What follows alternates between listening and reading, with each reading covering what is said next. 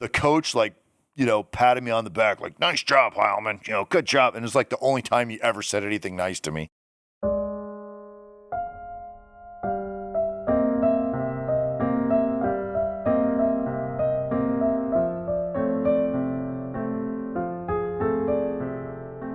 Hi, everybody. Welcome to today's episode of the Jeff Heilman Project. It's the Jeff Heilman Project. Jessica Heilman, sitting here with the handsome and looking quite shaggy, if you can't see because you're not watching on YouTube. If it's the audio version. Mr. Heilman is now sporting a beard a la Quebec, or no, Montreal. You were in Montreal recently. Oui. And French-speaking Canada. Didn't you say that just about everyone had beards? Everybody had beards. Everybody. Yeah, if you could have a beard, if the women could have a beard, they'd grow one because it's so cold up there. It's pretty spicy. Yeah, well, today's episode, we're going to be talking all about football and just Is there a football game? There's a football game coming up, evidently. Is that a thing? That was a fantastic play at the playoff games. Were pretty great, especially being from local Santa Clarians. That's right, the red team. Yeah, there's that red and gold team versus those other teams. So we're going to talk a little bit about football with the upcoming game coming up. But before we get started talking about football, how's your week been? I mean, you were traveling. You're coming down from traveling. We went to Sacramento, the state capital here. We've been in this atmospheric river. Yeah, we have the river in the air.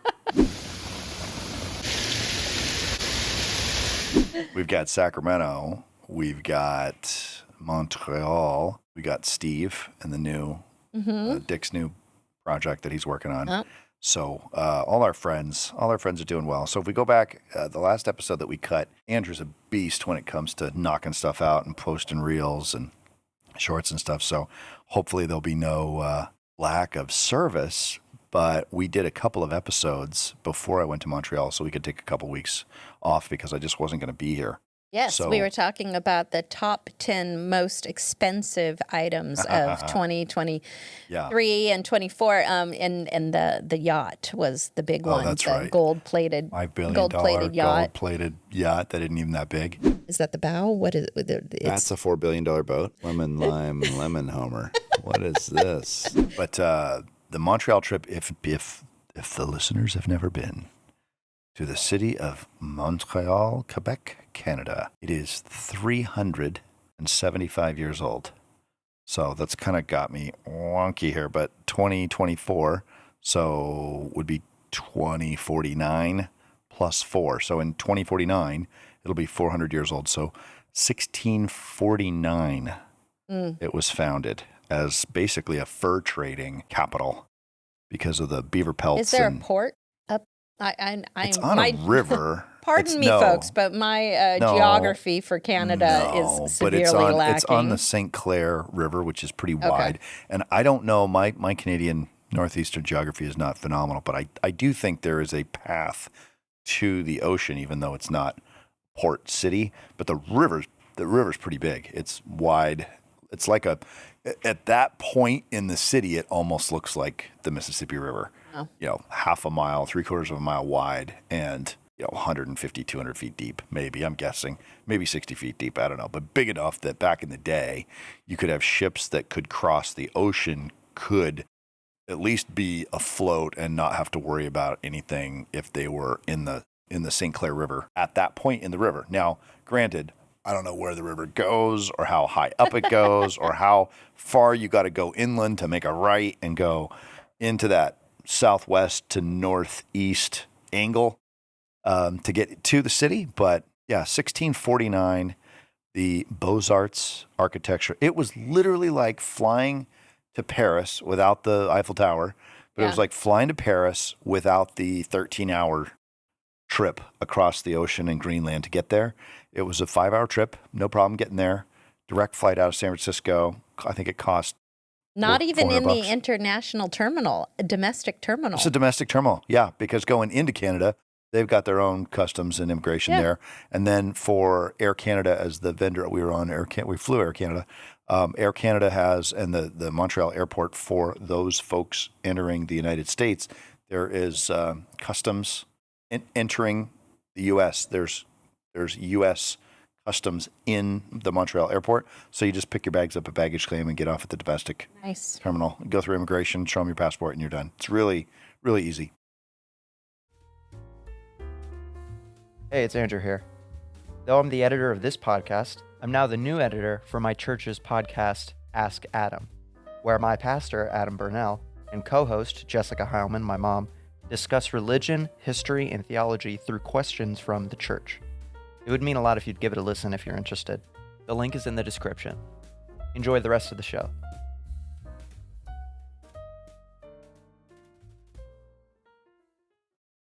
Well, if we were from the UK or Canada, I guess we wouldn't be talking about American football. Football has a totally We'd be different talking about soccer. Football. But what we are going to be talking about today is football. And immediately when Andrew presented us with the topic Good of job. Do of we have football, a happy topic of the week?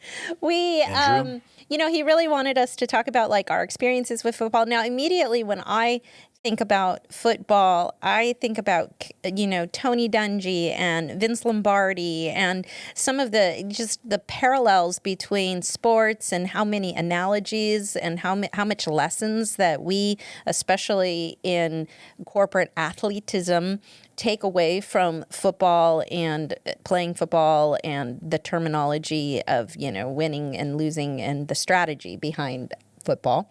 Yep. You played football in high school, and Jeremy Urif, shout out to you if you ever hear this podcast, came up to you at the last high school reunion and just raves about your play that saved the game that one day. So let's go back to your high school days. You're 15, 16. I'll draw the timeline from age 0 to 20. And I'll be able to talk about it. When did you start playing football?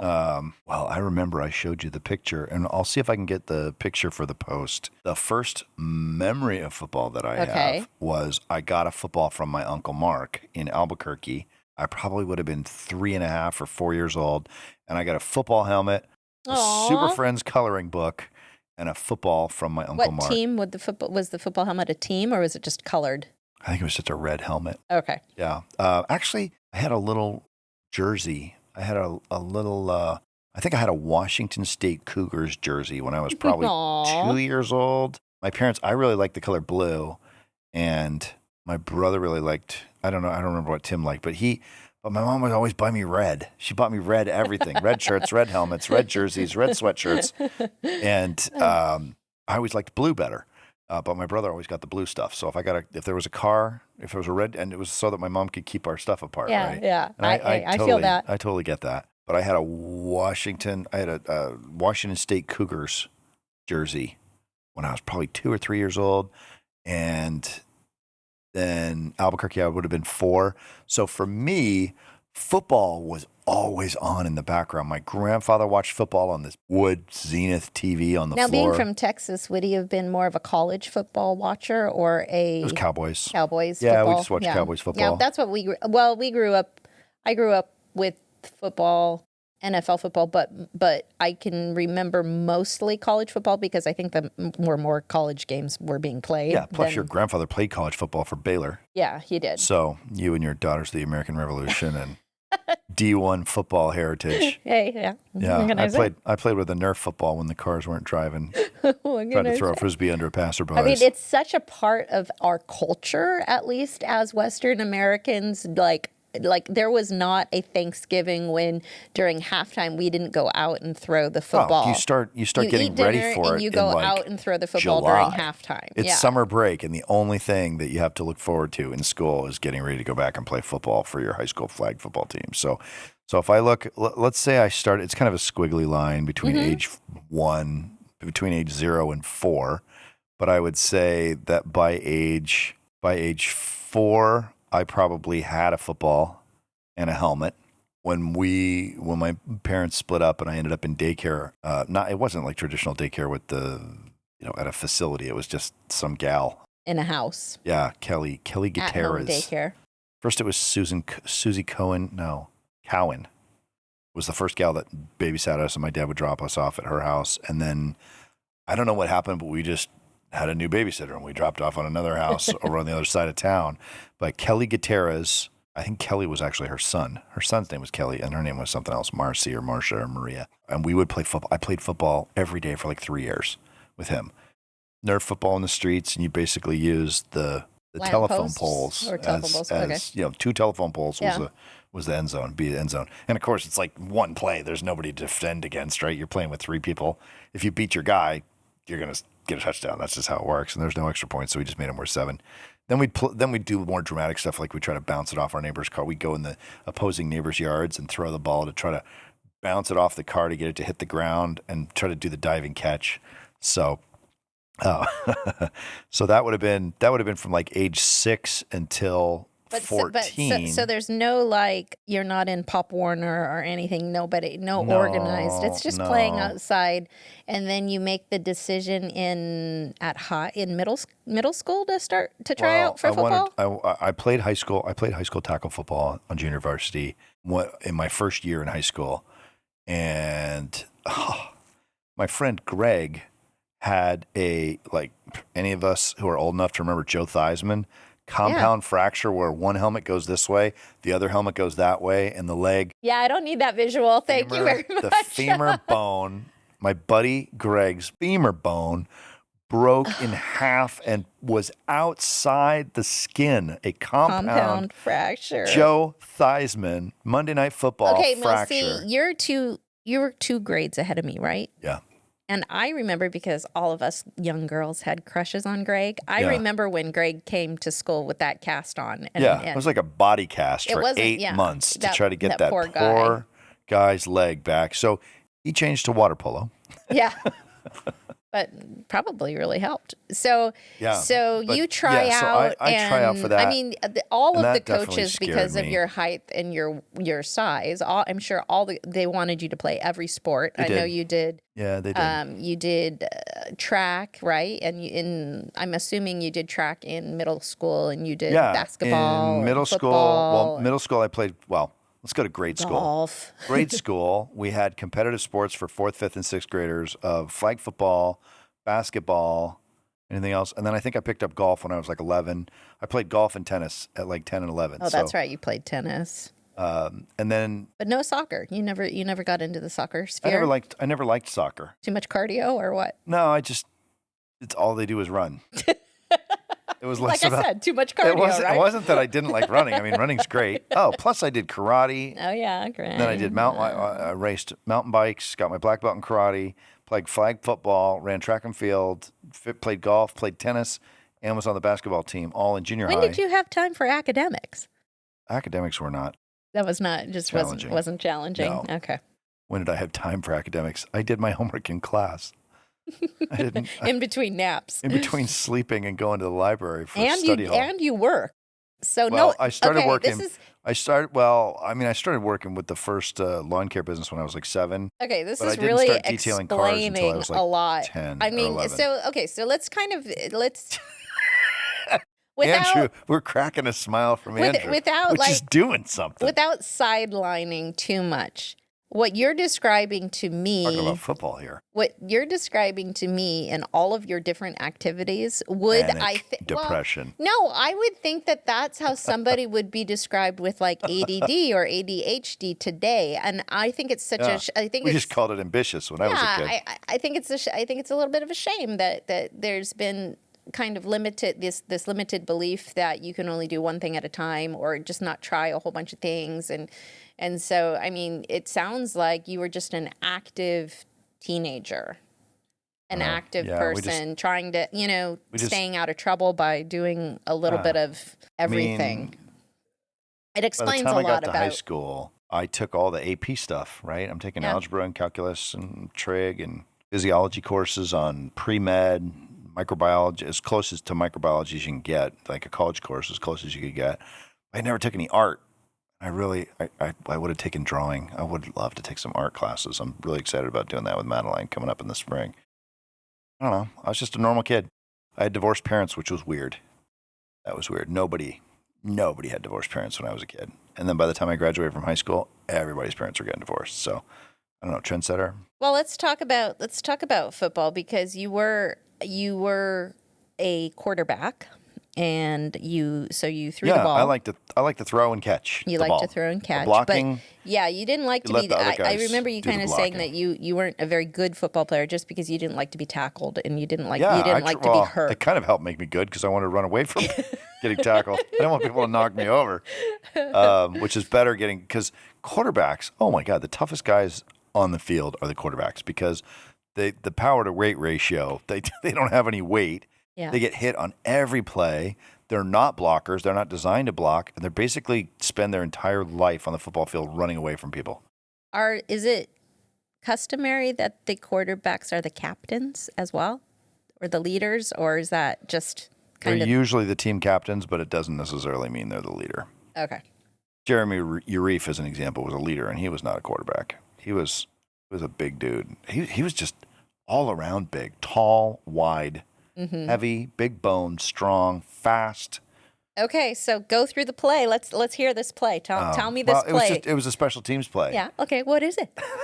Let's hear this play that Jeremy keeps talking about. No, it was At your nothing. 50th high school reunion, Jeremy's gonna come up to me and be like, "Jeremy, I remember that day." No. So I think the coaches were kind of pissed at me because No. I don't have a problem with authority, but authority seems to have a problem with me. So I was in freshman year, and then I dropped out of football. I didn't complete my freshman year of football, and then I dropped out of high school. I didn't complete the last 2 years of high school, but I did a correspondence course agreement with I basically spent my entire childhood getting out of going to school, which is crazy because I like going to school, but I just didn't want to do the work. Does anybody? Sophomore and junior year, I didn't do any football. My junior year, I ended up at the junior college doing correspondence and just independent study stuff. And then in my senior year, I could see that I would really regret not having ever played football. And I was not college material, let alone college football material. So I get this like vision in my head of like September, school starting, and it's a few weeks. They've been a few weeks in, and I'm like, if I don't go play tackle football for varsity and just crack people up and do this thing as a man, I'm going to look back and think that I wussed out. And I just could not live with that picture in my mind of being this guy that was afraid of getting hurt, let something that happened years ago to somebody else on a freak Joe Theismann bone-breaking accident keep me from doing something that I really wanted to do, because I always wanted to play pro football. And I probably had the height, and I could have had the weight for it. I think I got the smarts. I like the game enough that, and I'm a thinker. You understand plays. I understand plays and how things develop. That I probably could have played professional football if I had been raised by somebody that encouraged me to do that kind of work, to work out and to build my body. Because now, I'm 6'5", 240, 245, and I could have been, by college age, I could have been like 6'5", 220, and pretty well built, and I could have had 6 or 8 years. And now that I look at it, if I would have kept playing football and been encouraged to do that, I don't think I would have dropped out of high school, because I would have stayed so that I could play football. Yeah. Because I loved it so much. It was my favorite sport, and it really wasn't until I dropped out of high school and then started getting around the country club people that I started really getting into playing golf. And then I'd go on to play junior golf, and then college golf, and then professional golf later in my 30s. But I loved football. I loved seeing the ball spinning in the air, like throwing a great spiral. I could throw a good spiral probably by like age 7. Yeah. 7 or 8. I had a feel for it, and I was naturally athletic, and I worked really hard at it. I worked and worked and worked on the ability to throw the ball and timing, and then going back, taking a couple step drop back, looking at offensive lines, looking at pulling guards, looking at plays. My stepdad was the coach of our elementary school flag football team. So I played 2 years under my stepdad. And then I played junior high school, 2 years of flag football. I forgot about that. I played flag football for junior high school. And then I played basically a year and a half of tackle football in high school. And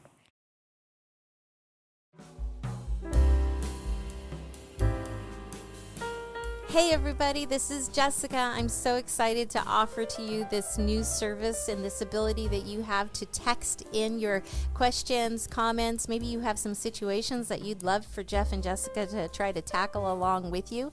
You can text us now at 203-646-1472. Your phone carrier may have standard rates that apply, it being a text, but this is a free service from us to you in which we would like to participate with you in an ongoing conversation about how we can help and what we can possibly do for you. Looking forward to hearing from you soon.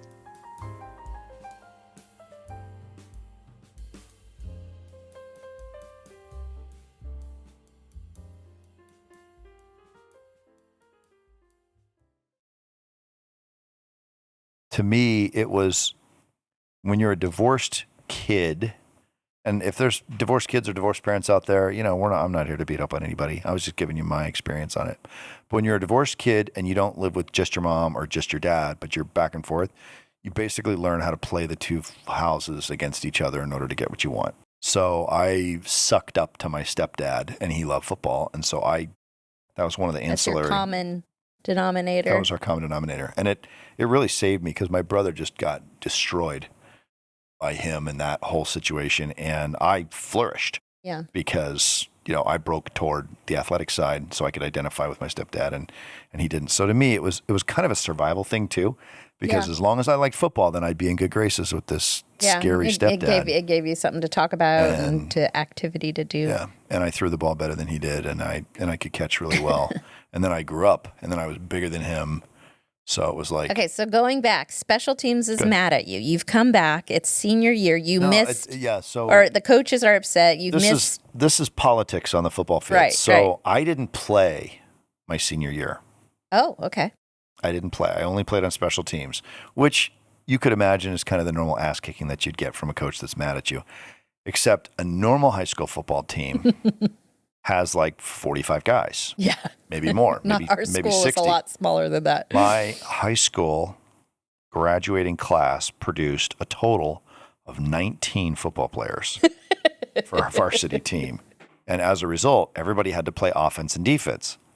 And I still never played.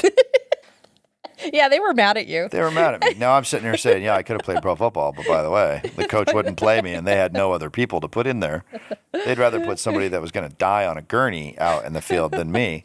But somehow I ended up on special teams in one game, and they had 2 rows of people. We had 2 rows of people set up, and they kicked an onside kick to try to recover it so that they could score with time running. I think they were behind. They scored a touchdown, but they were still behind.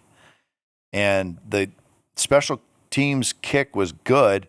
It was a squib kick. It bounced over the front line, and it came to me, and I caught it and fell on it. I basically fell on it so I wouldn't fumble.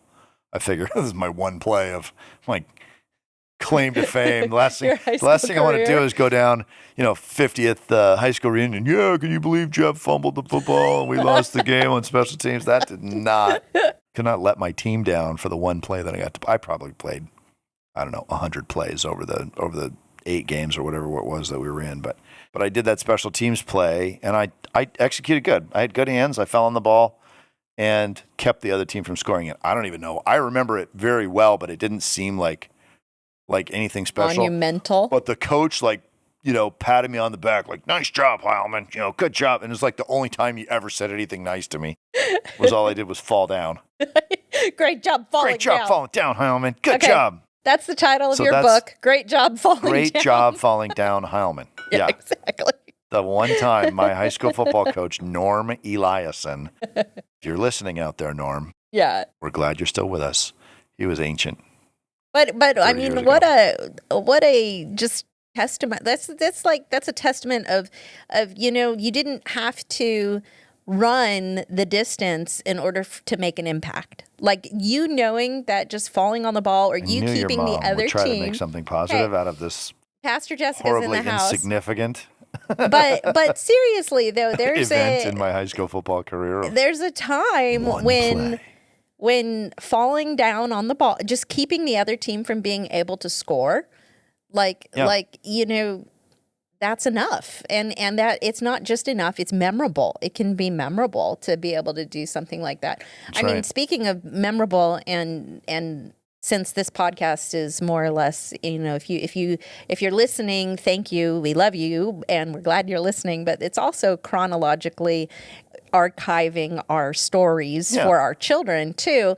And for posterity. Just like if they haven't heard, which I all probably will be, but if they want to share it to their kids, I was in the marching band and you were playing football.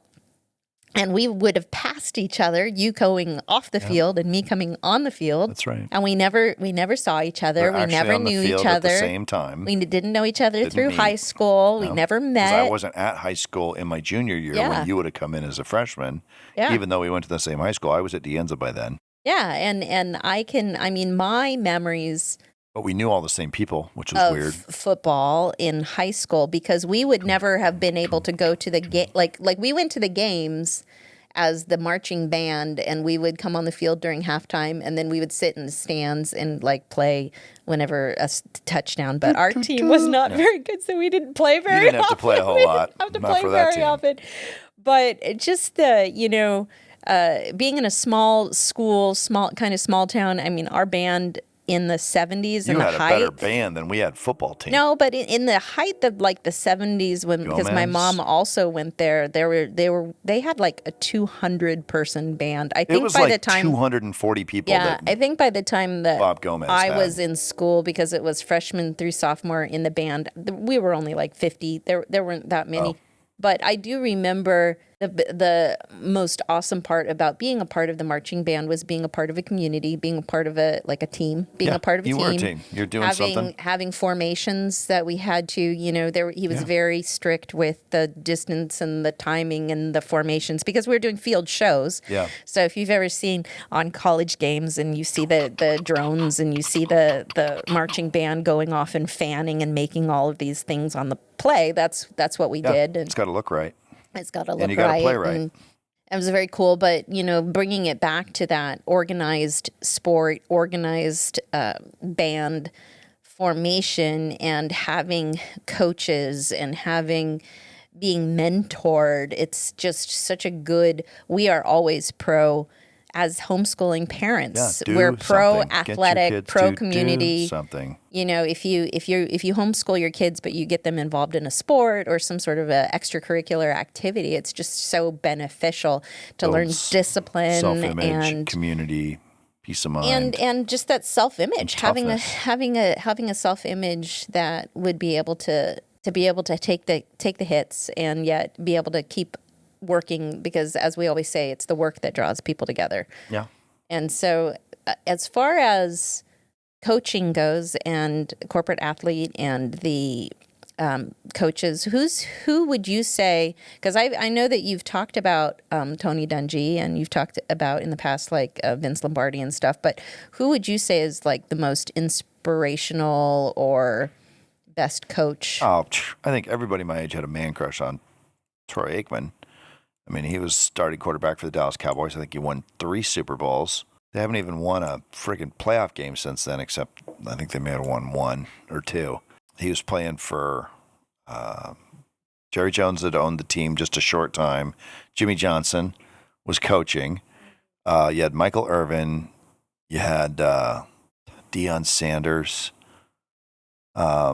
Running back, I'm trying to think of the running. There were so many great players in the early 90s. This is coming off the Joe Montana years. I remember Jerry Rice, Joe Montana. Yeah, and then Joe Montana retires, and then Steve Young takes over, and he did a Super Bowl, I think, at least 1, maybe 2 with Jerry Rice.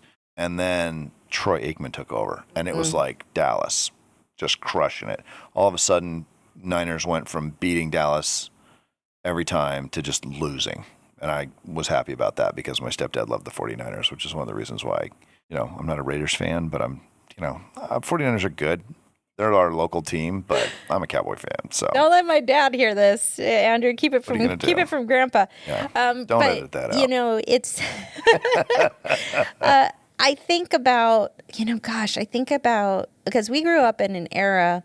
I grew up in an era where you could not walk past a garage and not hear 49er sports posters in the radio, And now on he's the got- radio. Yeah, all and the there's time. that unmistakable, whether it was baseball, whether it was crowd. football, there's that unmistakable sound of a of the crowds, of the Walter Cronkite, or who's the Walter Crunk. Walter- No, it was Howard Cosell. Somebody calling the game and being able to Monday Night Football with Dan Deerdorf. Remember hot summer nights in those waffle chair, outdoor, uncomfortable chairs, sitting in the backyard under the stars, listening on the radio to a game. Oh yeah. And in the heat, and you're sitting in your little wading pool with your feet in the water, and you've got your cold drink, and you're listening to the game. And I can, it's really touching because as Grandpa was in the VA this last December, there was this. He wasn't very cognizant as a 90-year-old man who was dying of cancer, but my dad they would watch the football game, and he would be. I remember he was coming in that last 49er game. He was coming in and out of it, and then they had made a touchdown, and he kind of came out and he said, "Get the champagne, boys!" It was just such a wonderful picture of togetherness, of being able to come together and being able to, we're not huge football in any sports. We're in it for the big ones, like the playoffs or the Super Bowl or a PGA tournament or something like that, like Augusta. And we'll get together and we'll socialize and we'll come together and we'll watch together and we'll have people over to the house. But there's a whole benefit to gathering together, to understanding the plays if you can, to what, even if you're just there to watch the commercials and eat the food and have this social experience with neighbors and people. I mean, it can be taken to the point of probably religious practice, but especially here, and since we do have the 49ers in the ring for the Super Bowl, up until now, from now until February 11th, anywhere, any store, you could say, "Hey, what do you think of that game coming up?" And you will get it's a great way to start a conversation. Sports is such a great way.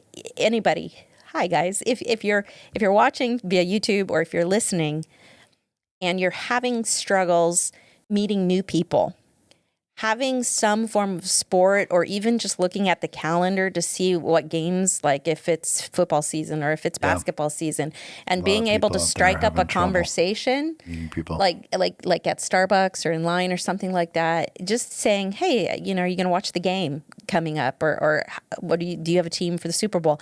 That little icebreaker moment of being able to say hello, whether it transcends religion, it goes beyond Something sex, everybody boy, can talk girl. It's something that everybody can talk about. Girl, boy. And it's something that like especially, in the winter, you can say, "Hey, do you ski?" or something. It's just a really great way to have an informal icebreaker to get the conversation started and meet some new people, and then maybe get invited to a Super Bowl party or something. Yeah. You don't know. So, I would say that if I was going to give anybody any kind of a informal tip on how to meet people, how to win friends and influence people for the first time, definitely don't be afraid to use sports as a icebreaker when you're meeting new people for the first time. And being able to, you've used in your sales presentations so many times sports, or being able to talk to people and relate to people through activities that are going on. Yeah, and as you get older, I tell people, don't worry, if you don't like golf, we'll get you eventually. Because it's like at the end of your life, or at least halfway through your life, you're sitting there going, I can't do as many things as I used to be able to do, but you can golf. You can golf. You absolutely can golf. Golf, we're going to get you eventually. Yeah. Speaking of golf, another great big one, that AT&T Pro-Am with Wyndham Clark and getting the low round. Congratulations to our Wyndham. dear friends, Rich and Irma Ellis, whose nephew caddies for Wyndham Clark and has been caddying for him for several years on tour. John Ellis, I think it is. So happy to have at least adjacently a win on the PGA Tour in the family. And he was shot low. It's the second or third one. I think he won a U.S. Open last year. Is it the course record at AT&T? I think it was the tournament record. Or Pebble Beach. Yeah, of 60, which is 12 under with 3 eagles. I was going to say, how many birdies and how many eagles? 6 birdies and 3 eagles in one round. He birdied all the par 5s except for one. Lights out. I don't think he eagled. I don't think he eagled 6 because 6 is just a beast. 6 is like all you got driver to all you got 3-wood to try to get somewhere within, a short pitch to the green and then make birdie is pretty much how you do on 6. But I think he birdied 2. Or sorry, eagled. He eagled. How many 2. eagles have you gotten in your career? I'd have to look. I've got that number. I think about 25 or 30. Well, what the heck are we doing sitting here? Well, you need 25 or 30 a month. Okay, if you want to get paid. All right. Well, somehow we went from football to golf and back again. But, we just wanted... It's a podcast about nothing. But we just wanted to thank you guys for tuning in. And whatever team that you guys are rooting for, I hope that you have the biggest party you've ever had. I hope that you have a huge turnout. I hope that you get all of the food. I'm still rooting for the Detroit Calories Lions. don't They're count. out, but I am so excited to see what a great job they did. And they were up by 17 points at the half. That is an amazing, and we're going to win this amazing in job honor, by in the honor Detroit of Grandpa. Lions. So I know I'm going to shout out to our friends, our next door neighbors, actually, the great Teresa and Errol. Yes. You guys are probably, I don't know, don't washing dishes or something. You say you guys listen to this all the time. So I just want to give a shout out for your benefit to the Detroit Lions. Let's restore the roar. Let's have a great next football season for those guys. And I was so excited about it. They were so close and we wanted it for them so badly. So I hope that the Niners win on that because at least then they can say they lost to the Super Bowl champs. Yes, and leave your comments below and tell us who you're rooting for, and give us your high school stories. Did you play? Stories. Did you play quarterback? Did you play Nerf? Do you remember the Nerf football? Do you remember the little Nerf footballs that you couldn't even hold as an adult, but your little hand? Green on one side, green on one, and orange on the other. Spin. Do you remember your first set of shoulder pads, or the way the locker room smelled in high school after a game? Onions. Yeah, good times. Onions. Well, thanks everybody for listening and tuning in tonight. We're going to continue to have great conversations moving forward. We've got Valentine's Day coming up. I'm also working on an online course that I'm going to be merchandising through Kajabi, I think it is the thing. It's going to be 7 and 8 figure software contracts, how to do it, how to build it.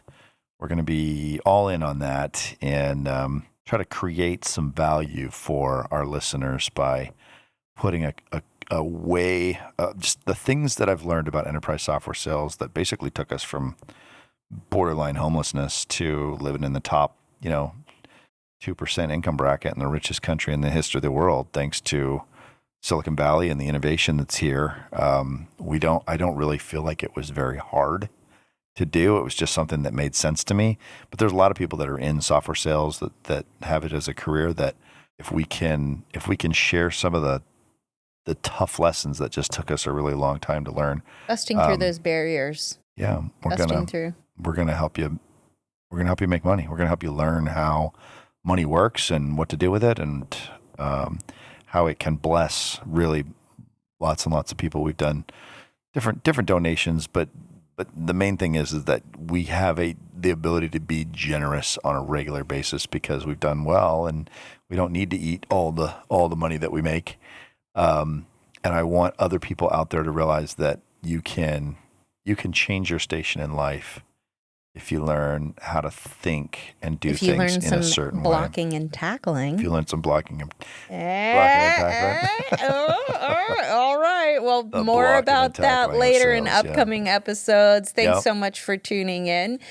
And go ahead and get those touchdowns and keep on and trucking. have a good, well, by the time this comes out, it'll be after the Super Bowl, but we'll have a winner. I hope it's the Niners for their sake and for the Lions. And go Usher.